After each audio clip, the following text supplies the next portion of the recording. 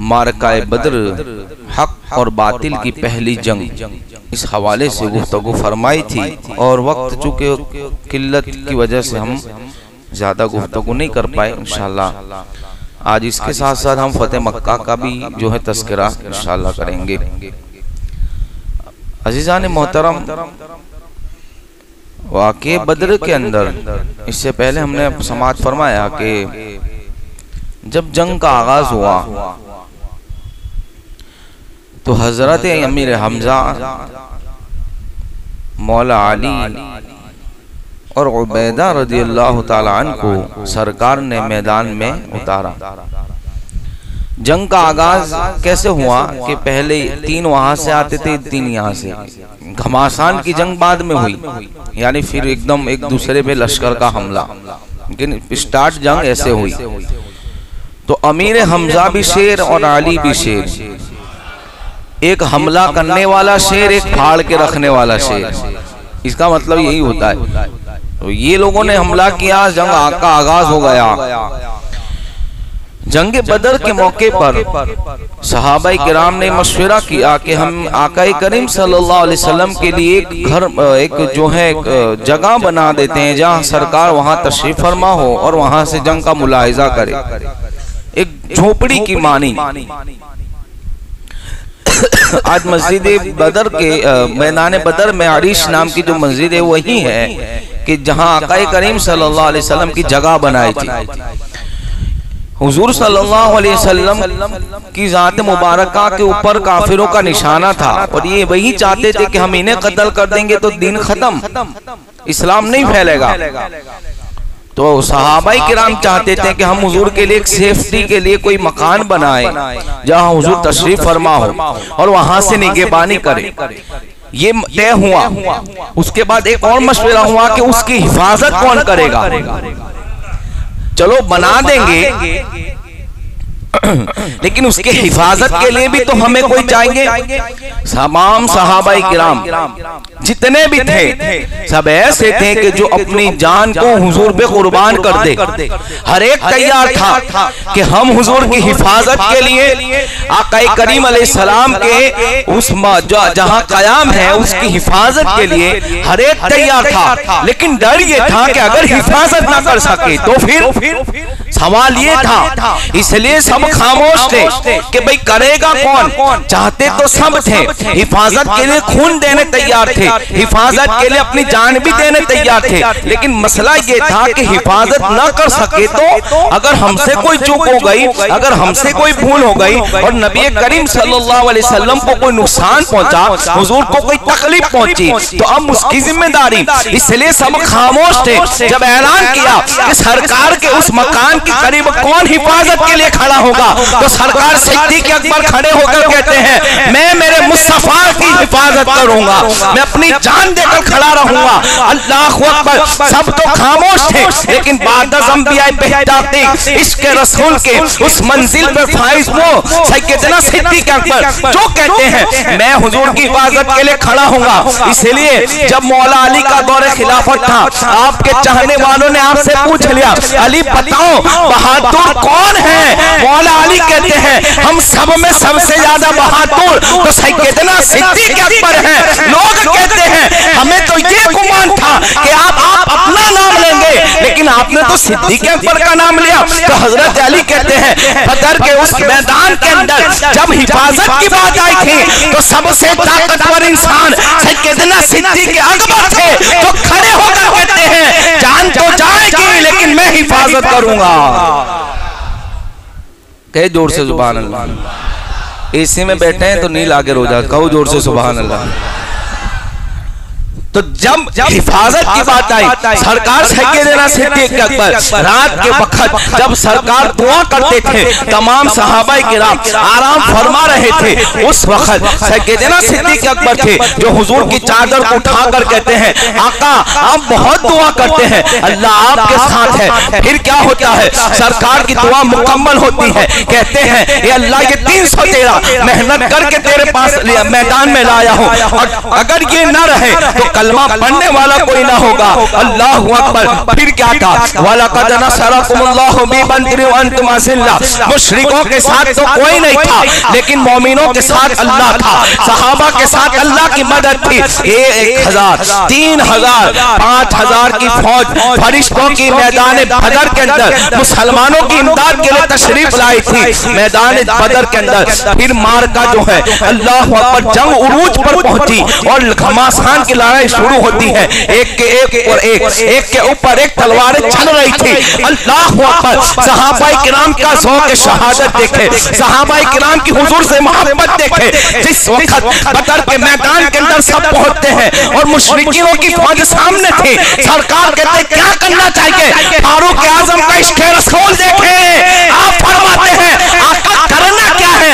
हर एक के रिश्तेदार को उसको सौंप दे, हम अपने हाथों से उनकी गर्दनों को काटते नजर आएंगे। यानी कहना ये चाहते थे, मेरा सगा मामू वहां खड़ा है, आका उसको मुझे दे दे, मैं अपनी तलवार से उसकी गर्दन को जुदा कर दूंगा। उसमें सोचने वाली क्या बात है? वो ईमान का इम्तिहान था कि हुजूर का रिश्ता इतना उनके लिए नजदीक कीमती था कि दूसरे रिश्ते उन्होंने अपनी तलवारों से काटते नजर आते हैं। जिस्म के टुकड़े करके बताते हैं हमारे नजदीक अगर कोई साथ है तो वो मोहम्मद अरबी के साथ है। और यही मेयार दीन है और यही हक़ानियत है कि जब तक मुसलमान हुजूर से इस तरह टूट के मोहब्बत करता था, दुनिया उसके कदमों में नजर आती थी। तख्त व ताज कदमों में था, सरताज कदमों में थे। अल्लाहु अकबर। जब तक मुसलमान इस कमाल का इश्क़ रसूल रखता था तो दुनिया उनको झुककर सलाम करती थी। अरे यूं ना कह दो, अगर वो समंदर की दुगनियानों पे चलते थे तो समंदर भी रास्ते दिया करते थे। जब वो जंगलों में निकलते थे तो शेर उनकी तासीब करते थे। जब वो सहराओं से गुजरते थे, सहराएं उठ के उनको सलाम पेश किया करती थी। जहां जहां गुजरते थे खुदा का सर्रा सर्रा, कायनात का सर्रा सर्रा उन असहाब को सलामी पेश करता था। आखिर वजह क्या थी? तो हम कहते हैं वजह तो यही थी कि सिद्दीक़ अकबर का सगा बेटा सामने है, लेकिन तलवार उठाने में झिझक नहीं करते, इसलिए कि बेटे की मोहब्बत से ज्यादा सिद्दीक़ के नजदीक रसूल की मोहब्बत थी।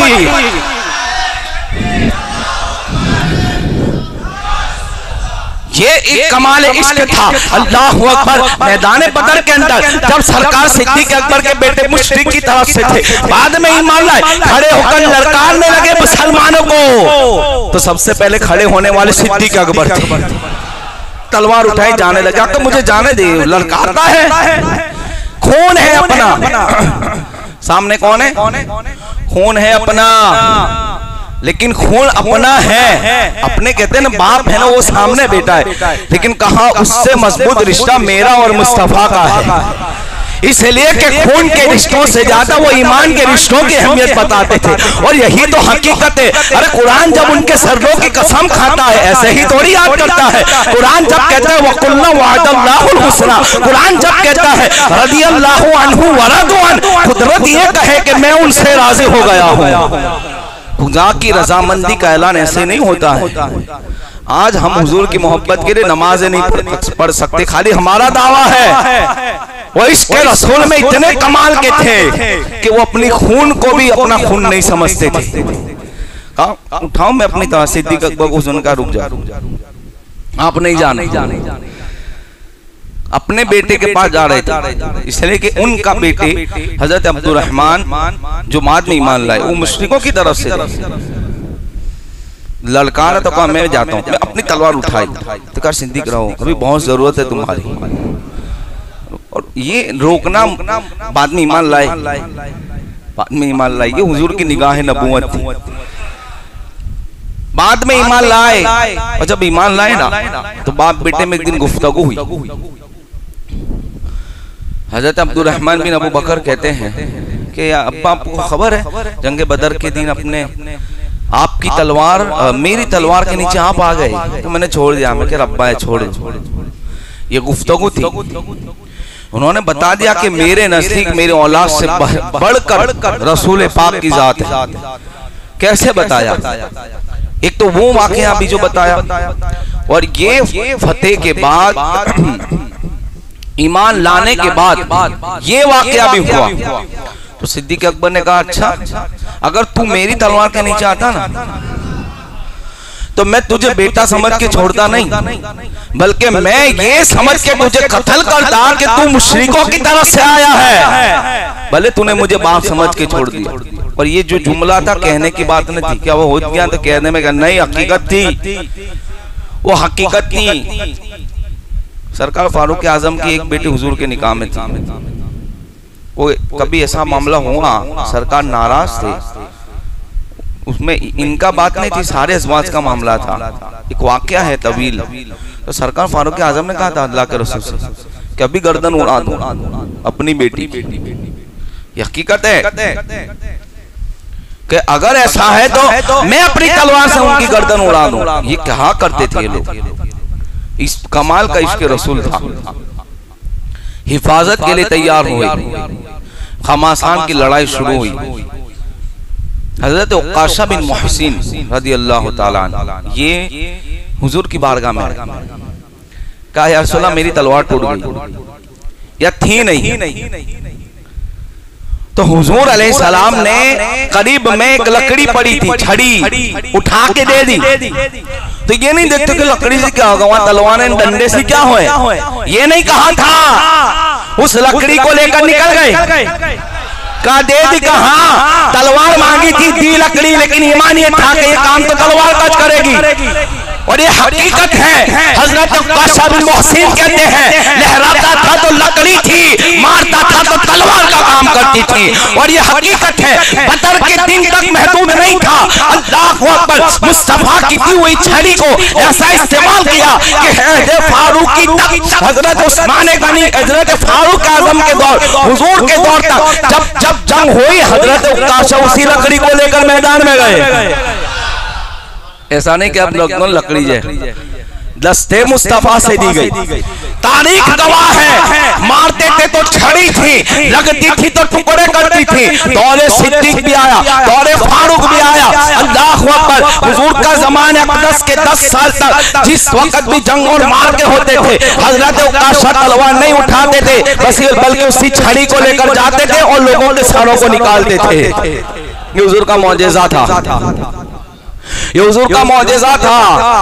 हजरत कतादा रज़ी अल्लाह ताला अन्हु की आंख में तीर लगा, तकलीफ नहीं होती थी इनको, आंख का ढेला बाहर आ गया, की आंख निकल गई। आंख में कचरा पड़ जाए, आंख में मिर्ची लग जाए तो हम बिलबिला उठते हैं। लेकिन वो तो खून के निकले थे, तो नियत क्या थी, चाहे जिस्म के टुकड़े हो या हमारे दिल बाहर निकाल लिए जाए, बस जाना है तो वापस नहीं आना है, वापस नहीं आना है। आंख का ढेला बाहर निकल गया, सरकार की बारगाह में आते हैं, कहा या रसूलल्लाह आंख का ढेला निकल गया है, लगा दे। यानी ईमान तो ये भी था, ईमान तो ये भी था कि बारगाह रिसालत में जाऊंगा तो ठीक हो जाएगी। हुजूर ने कहा सब्र करो तो जन्नत है। तो फिर कहते वाह क्या जूदो करम में शहे बतहा तेरा।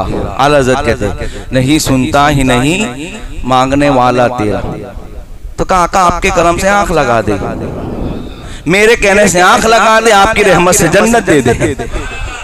तो इसी को वहां क्या जूदो, जूद भी अता को कहते, करम भी अता को कहते। लेकिन आला हजरत का शेर है, तो कहा मांगना और देना वो करम है, और खुद से दे देना वो जूद है। सुभान अल्लाह का आप दे दे तो फिर क्या का जन्नत की बशारत तो मिल ही गई थी। फिर उस आंख के ठेले को मेरे आका ने अपने लुआब अक़दस को लगाया।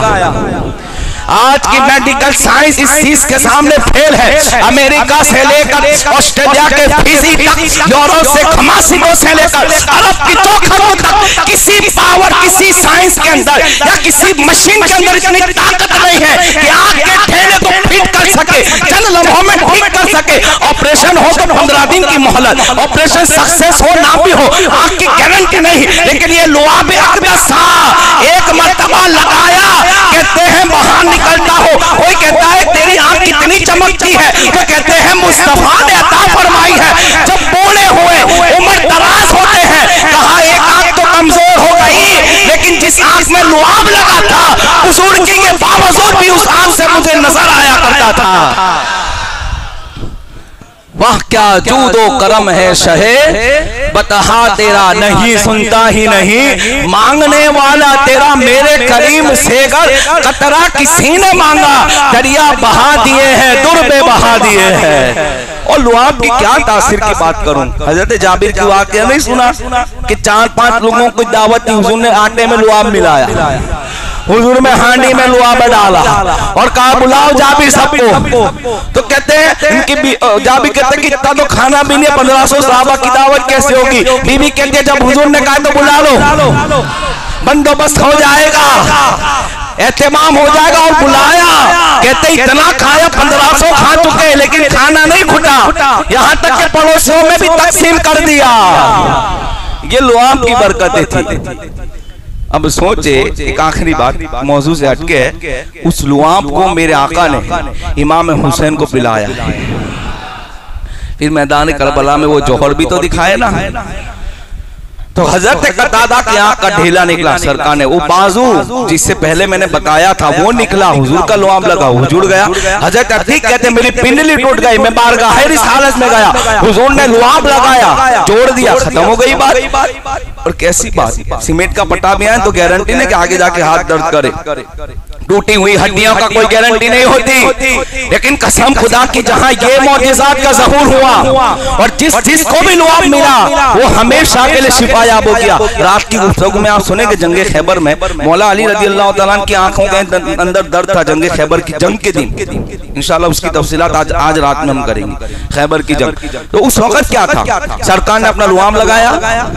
वो कहते हैं मौला अली कसम खुदा की जिंदगी में उसके बाद कभी आंख में दर्द नहीं हुआ। आज की दवा कितनी भी महंगी हो, गारंटी नहीं दर्द ना हो, लेकिन वो तो लुआबे मुस्तफा था। अरे यूं कहते शिफा खाना था, लगाया ठीक हो गई। जंग फिर भी चल रही है, मार रहे कट रहे मुश्रिकों को भी छक्के चुरा दी। 70 काफिर मारे गए। कितने काफिर? 24 सरदार आए थे मक्का के जंग के अंदर। कितने? 24 के 24 खत्म। इनकी कमर तोड़ दी थी मुसलमानों ने। इनको ये घमंड था कि हमारे पास ताकत है, कुव्वत है, असलहे हैं, तलवारें हैं, भाले हैं, खाने पीने के लिए ऊंट ज़बा करेंगे, ये मामला था। और ये समझते उनको खचुमर कर देंगे, यही तकब्बुराना सोच लेकर आए थे। लेकिन जब मुसलमान मैदान में उतरता है, फर्स्ट जंग थी इस्लाम की, अल्लाहु अकबर, फिर उन्होंने क्या जौहर दिखाए हैं। कहते फरिश्तों की मदद भी आई थी। बहुत से जो बाद में इस्लाम लाइन कहते थे कि हमें तो खबर नहीं, कभी कभी ऐसा लगता था कि सामने वाले की गर्दन को उड़ा दी, नजर नहीं आता था कौन था। हुजूर ने कभी बताया कि फरिश्ते हैं। कहा एक जो इस्लाम लाए कहते मुझे किसी ने रस्सियों से बांध दिया, बांधने वाला दिखाई नहीं देता था। तो ये फरिश्तों की मदद थी, फरिश्तों की मदद थी। लेकिन अल्लाह तबारक व तआला ने भी हुजूर की शान क्या बयान की और कितना मकाम अता फरमाया कि देखो फरिश्तों में इतनी ताकत है कि उलट दे सारा ज़माना। लेकिन वहां ये मामला नहीं कहा सलाहों से जाओ, महबूब के गुलाम भी ऐसे ही गए हैं ना, तो मैं भी तलवार उठानी है। मुशरिकीन कहते हैं लोगों की गर्दनें कट कट के निकलती थी, खबर नहीं होती थी मारने वाला कौन है। हाँ ये भी खबर नहीं थी। ये मौजिज़ा था हुजूर का। मैदान बदर के अंदर उमैया बिन खल्बी मारा गया, अबू जहल मारा गया, उतबा मारा गया, शहबा मारा गया। उमैया बिन खल्ब की बात बताओ, बड़ी प्यारी। ये वही उमैया बिन खल्ब है जिसने मौला हजरत बिलाल हबशी में बहुत जुल्म किया। मक्का के अंदर अंगारों पे लेटाता था कि कहते मेरी चर्बी से अंगारे ठंडे हो जाते, लेकिन फिर भी मैंने सलाम नहीं छोड़ा। मुझे घसीटा जाता था, फिर भी मैंने अल्लाह का नाम नहीं छोड़ा। मुझे मारा जाता था, लेकिन फिर भी मैंने मुस्तफा का दामन नहीं छोड़ा। ये भी आया था। जंग बदर के कुछ दिन पहले हजरत साद मक्का गए थे, इस्लाम ला चुके थे, काबे का तवाफ किया। अबू जहल को खबर पड़ी कि मुसलमान आया तो दौड़ता हुआ आया, लड़ने लगा। हजरत साद भी लड़ने लगे, बोले उसको हजरत साद को उमैया कहता है कि हमारे सरदार है, आप कैसी बात करते हैं? क्या तेरा सरदार होगा बाद में? लेकिन ये काफिर और मुशरिक और मुझसे लड़ना है। और कहा उमैया सुन, मेरे आका ने कहा है तू बाहर नहीं निकलना, तू मारा जाएगा मुसलमानों के हाथों। कहो सुभान अल्लाह। जब जंगे बदर हुई ना, अबू जहल लोगों के घर जाता था कि चलो भाई निकलो, गैरत दिलाता था। तुम कैसे हो ना, मतलब नहीं कहते कि क्या करेगा तू, गैरत दिलाने के लिए घर की चौखटों को फलांगता था। उमैया बिन खल्फ गया तो घर में छुप गया। बीवी कहते तेरे नहीं जाना, नहीं जाना। तो कहा क्यों? तो कहा मोहम्मद अरबी ने कहा है बाहर निकला तो मारा जाएगा। अबू जहल कहते कुछ नहीं हो सका, नहीं होता है, इसलिए कि उन लोग भी मानते थे कि ज़बान रिसालत से जो निकलती है बात वो होके रहती है। मैं कहते भाई नहीं जाऊंगा। उसकी बीवी ने सुना ना, फिर आया अबू जहल, तो उसने बहुत गौर करा, कहा चल, तो जाने के लिए तैयार होता। बीवी कहते याद है वो बात? कहा क्या? तो कहा मारा जाएगा। तो फिर ख्याल आया नहीं जाना। तो अबू जहल कहते काम कर, अगर तू नहीं आवे ना तो तेरी सरदार, तेरी कौम भी नहीं आवे, तू सरदार है, अर्धे से पीछा चलाए। इसने एक कंडीशन रखी। क्या क्या? तू निकल एक बार, अब जंगे बदर में नहीं शामिल हो ना, वापस आ जाना, लेकिन अभी तो चल। इरादा तो न था, डर था, इसलिए कि मारा जाएगा। किसने कहा? तो कहा सदाकत वाले मुस्तफा ने कहा, इसलिए कि चाहे मुशरिकीन कुछ भी कर ले, वो सादिकुल वादुल अमीन मुस्तफा को मान लिया करते थे। भले वो ईमान नहीं रखते थे, लेकिन अमानतें उनके पास रखते थे। ये तारीख गवाह है, इतना अमानतदार मानते थे। इसलिए तो हुजूर ने कहा मौला अली से कि सुबह उठना और अमानत दे के आ जाना। इस वाक्य का लुत्फ हम रात में लेंगे इंशाअल्लाह, अभी नहीं बोलता। तो कहा अमानत है, तो ये अमानतें भी रखते थे, सदाकत भी मानते थे, सब मानते थे। इसलिए कि 40 साल मुस्तफा ने अपने किरदार को उनके सामने ऐसा पेश किया था कि वो मजबूर हो गए थे सच्चा कहने पर, अमानतदार कहने पर, अमीन कहने पर। कहा मैं नहीं जाता, कहा तू चल, अर्धे रास्ते से पीछा चला। क्या अर्धा रास्ता? पहुंच गया और मैदान बदर में छुप रहा था। एक सहाबी से कहता मुझे पनाह दे दो ना, मैं मरना नहीं चाहता। वो सहाबी रसूल कहते ठीक है पनाह दी जा। बिलाल हबशी ने देख लिया, तो बिलाल छोड़ा, कहा नहीं मारूंगा इसको, अंगारों पे लेटा आया है। अब अरे यार जाहिर सी बात, इतने साल जुल्म से आया इन्होंने, बेबुनियादी जुल्म, कोई कसूर नहीं, फिर भी इतना सताया गया। और अच्छा वो इतना क्या कहते सेफ्टी करके आया था कि इसका जिस्म का हिस्सा भी न था दिखता, अक्खे में लोहा पहना था इसकी, और इतना मोटा था कि जब मरा तो लोहे से बाहर भी न था निकलता। यहाँ इस सीरत में इसको लिखा, इतना मोटा था कि लोहे का जो कवच पहना था उससे वो बाहर भी नहीं निकल सकता था, इतना मोटा था। लेकिन वो आया था इसलिए कि भी मारा जाऊंगा। हजरत बिलाल रज़ियल्लाहु ताला ने उसका हिलाक किया, ऐसा हमला किया था कि उसके परक्षे उड़ा के रख दिए। और हुजूर की बात सच्ची हुई, कहते मारा जाएगा तो मर ही गया। 24 सरदार हलाक हुए, 70 काफिर मारे गए, बड़े बड़ों को कैदी बनाया गया। मुसलमानों को अल्लाह ने फतेह और नुसरत अता फरमाई। अल मुख्तसर ये, क्योंकि मुझे फतेह मक्का बोलना है, 20 मिनट है मेरे पास, इसलिए मैं अब मुकम्मल करता हूँ। अल्लाह ने फतेह अता फरमाई, मुसलमान जंग जीते। अच्छा एक हदीस पाक पढ़ना चाहता हूँ इल्म गैब के हवाले से। जंग बदर के अगली रात हुजूर मैदान में फारूक आजम को लेके निकले और निशान मारते थे कि यहाँ ये मरेगा, यहाँ ये मरेगा। लोग कहते हैं दीवार के पीछे की खबर नहीं, मैं कहता हूँ कल क्या होना है वो मुस्तफा बताते हैं। अरे मैं कहता हूँ कल क्या, 1500 बरस बाद आज क्या होता है वो भी हदीसों में लिखा है। मेहदी कब आएंगे, ईसा अलैहिस्सलाम का नुज़ूल होगा, वो क्या तेरे घर के लोगों ने बताया? हदीस मुस्तफा ये ऐलान करती है, हाँ इल्म गैब था है रहेगा, चाहे तू मान के ना मान। जब हदीस पढ़ता है तो ये इल्म गैबी तो है, ये भी तो हदीस पढ़ते निशान मारे थे तो इतना बोल दे कि इल्म गैब है। क्यों इतनी फजीलत बोलने में तेरा पेट दर्द करता है? मैं कहता हूँ आएगी नहीं जबान पे ऐसी बातें तो अल्लाह हक लोगों की जबान से निकलवाता है। जो सदाकत रखते हैं, जो हक होते हैं, उनकी जबानों से ऐसी बात निकलती है। सरकार ने पूरे मैदान में निशान लगाया और ये भी कह दिया काले सब मारे जाएंगे। इसलिए तो कहा था कि मुशरिकों ने जिगर के पहाड़ों को भेज दिया है मुसलमानों, इन जिगर के पहाड़ों के निशान लगाए थे और उनके ऊपर इनकी लाशें थी। इसको पता चला अबू जहल को कैसे निशान भी आ गए, तो खिसक ने मारा के बात झूठी हो, लेकिन खिसक के वहीं गया जहां उसका निशान था। चाहे कुछ भी हो जाए, तुझे वहीं मरना है जहां मुस्तफा ने निशान, चाहे कहीं भी। अब मुझे ये बताओ एक सिंपल सी बात कि जंग के अंदर ऐसा तो होता है कि आदमी खड़ा ने मर जाए, भागता दौड़ता है, कहीं भी हो सकता है।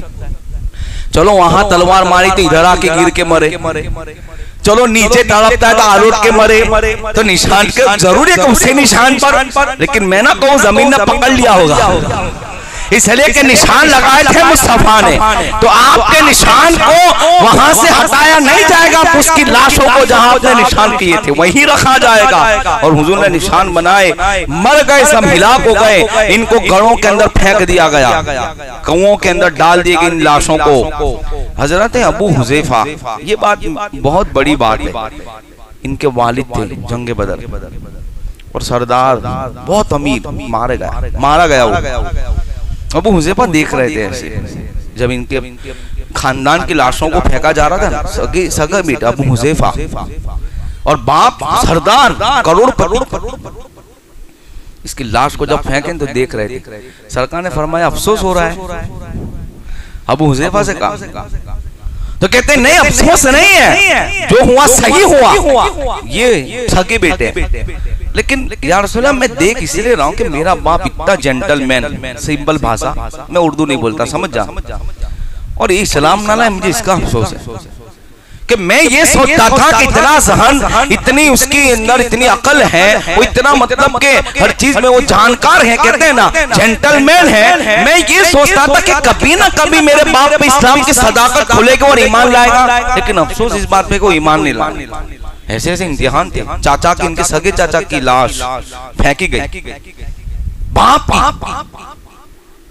हजरत उमर का रिश्ते में अबू जहल मामा लगता था, टुकड़े उसके लाश वहां फेंक दी गई। सरकार ने मुखातब होकर कहा बताओ शान मेरी, हम हक पे। तो हजरत फारूक आजम का ऐसा ये तो मुड़ते हैं, सुनते हैं, तो कहा सुनते हैं। जब काफिर सुन सकता है तो आशिक रसूल मरे तो कितना सुने, फिर गरीब नवाज और गौस पाक कितना सुने। इनको इतनी अकल नहीं है ना, मर के आदमी मिट्टी में मिल गया, हाँ भाई तमें मिल जाते हैं। मोहम्मद के गुलामों का तो कफन भी मैला नहीं होता, जमी मैली नहीं होती, जमन मैला नहीं होता। मोहम्मद के गुलामों का तो कफन भी मैला नहीं होता, तारीख गवाह है। एक बात याद है, मैंने कल परसों पढ़ी थी, कल का जो तारीख है जंग आजादी में काफी मुरादाबादी रहमतुल्लाहि ताला अलैह, ये वो मुजाहिद थे कि अंग्रेजों ने इनको फांसी दी। इनके जिस्म पे अस्तरी चलाते थे ये लोग, गरम गरम, और नमक रखते थे। इतनी तकलीफ है। जंग आजादी के वो हीरो काफी मुरादाबादी रहमतुल्लाहि ताला अलैह, जब आपको फांसी दी गई तो पूछा गया कि बताइए काफी तेरी आखिरी ख्वाहिश क्या है? तो मुस्कुरा के कहते हैं मुझे घर वालों से नहीं मिलना है, मुझे किसी से मिलना नहीं है, मेरी आखिरी ख्वाहिश ये है कि मैं हुजूर सल्लल्लाहु अलैहि वसल्लम की नात लिखना चाहता हूँ। सोचे फांसी का तख्ता करीब है, आखिरी ख्वाहिश पूछी गई थी काफी मुरादाबादी रज़ी अल्लाह ताला से, तो कहते हैं मेरी आखिरी ख्वाहिश ये है कि मैं मुस्तफा की नात लिखना चाहता हूँ। अल्लाहु अकबर। फिर नात लिखते हैं, क्या कहते हैं? कोई गुल बाकी रह जाएगा न चमन रह जाएगा, पर रसूलुल्लाह का दीन हसन रह जाएगा, पर रसूलुल्लाह का दीन हसन रह जाएगा। नामे शाहाने जहां मिट जाएंगे, लेकिन हश्र तक नामो निशान पंजतन रह जाएगा। ये नात हुजूर की लिखकर उनको फांसी दी गई, इनको फांसी दी गई, दफन कर दिए गए। चंद सालों के बाद उन कब्रों को खोदा गया तामीरी काम की वजह से। तो कहते हैं जिस्म तो सही सलामत था, लेकिन कफन भी मैला नहीं हुआ था। आशिकों की बात अलग होती है। क्या ख्वाहिश थी? आखिरी नात लिख के इंतकाल कर गए। सुभान अल्लाह। महबूब को सुनाई भी होगी, सुभान अल्लाह। इसलिए कि कब्र में हुजूर ही तो आते हैं। तो ये काम मैला नहीं था, लेकिन काफिर को भी अल्लाह ने समाअत दी। हुजूर ने कहा सुनते हैं, तो सोचे मोमिन कितना सुनता होगा। इससे पहले भी मैंने गुफ्तगू की थी। कल एक जन ने मुझे सवाल किया, ऐसे बैठने में महफिल होती है कि भाई हुजूर यहाँ से सुने, वहां से सलाम करने का। तो भाई एक रिवायत तो यह है ना कि जब हम सलाम और दुरूद कहते हैं तो फरिश्ते लेके जाते हैं। तो भाई ये नहीं ऐसे पढ़ लो के ले जाएंगे।